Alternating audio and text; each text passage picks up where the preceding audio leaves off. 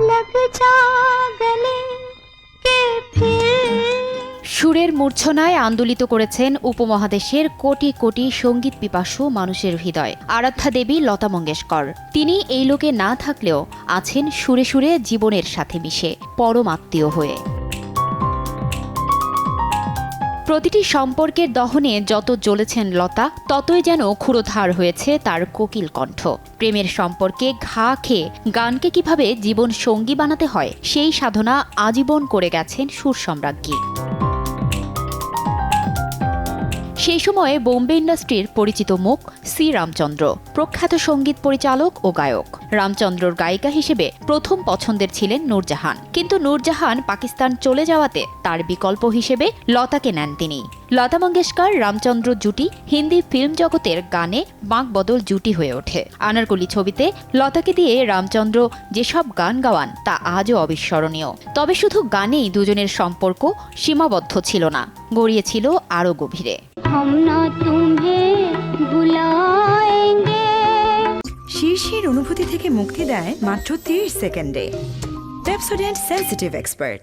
রামচন্দ্র একসময় সত্যি সত্যি লতা মঙ্গেশকরকে বিয়ের প্রস্তাব দেন, কিন্তু লতা নাকচ করে দেন বিবাহিত রামচন্দ্রর বিয়ের প্রস্তাব। কেননা লতার উপর তখন গোটা মঙ্গেশকর পরিবার নির্ভরশীল ছিল।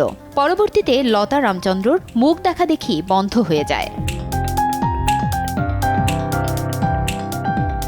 সঙ্গীতাঙ্গনের অনেকের ধারণা লতা মঙ্গেশকর অন্তর থেকে যে পুরুষকে ভালোবেসেছিলেন তিনি দুঙ্গারপুর রাজ পরিবারের মহারাজা রাজ সিংহ। তিনি ছিলেন একজন বিখ্যাত ক্রিকেটার। লতার গানের ভক্ত ছিলেন তিনি। সেই সুঠাম চেহারার ক্রিকেটার ঝড় তুলেছিলেন লতার বুকে। এরপর যখন ভালোবাসাকে পরিণতির দিকে এগিয়ে নিয়ে যাওয়ার সময় এলো, তখনই বাঁধ সাধল রাজ সিংহের পরিবার। কেননা লতা বিখ্যাত গায়িকা হলেও অভিজাত রক্ত ছিল না তার জন্মসূত্রে। অন্যদিকে লতা মঙ্গেশকর ও ভূপেন হাজারিকার দীর্ঘ ৪৪ বছরের বন্ধুত্বে ঝড় বিতর্ক কম হয়নি। এমনকি সেই বিতর্কে লতাকে বিদ্ধ হতে হয়েছে ভূপেন হাজারিকার মৃত্যুর পরেও। কিন্তু সম্পর্কের সংজ্ঞাকে আমৃত্যু বন্ধুত্বের বন্ধনীতে বেঁধে রাখতে চেয়েছিলেন দুজনেই।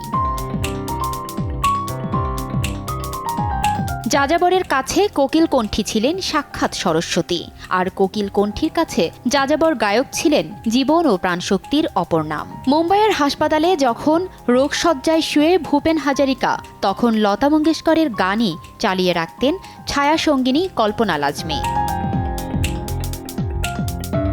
ভূপেনের মৃত্যুর ১ বছর পরে স্ত্রী প্রিয়ঙ্বদা প্যাটেল অভিযোগ করেছিলেন লতা মঙ্গেশকর কলকাতায় এলে ভূপেন বাবুকে আর কাছে পাওয়া যেত না।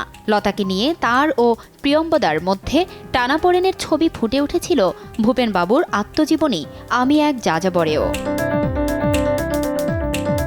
তবে ভূপেনের ৪ দশকের সঙ্গিনী কল্পনা প্রিয়ঙ্বদার এমন অভিযোগের বিরোধিতা করে বলেছিলেন, দুইজনের পবিত্র সম্পর্কে তথাকথিত প্রেম থাকলে আমি অন্তত জানতাম, কিন্তু ভারতে প্লেটনিক প্রেমের বোধকে পাত্তা দেওয়া হয় না বলেই মৃত্যুর পরেও ভূপেন লতাকে ঘিরে এত বিতর্ক। ফারজানা লিনা, সময় সংবাদ।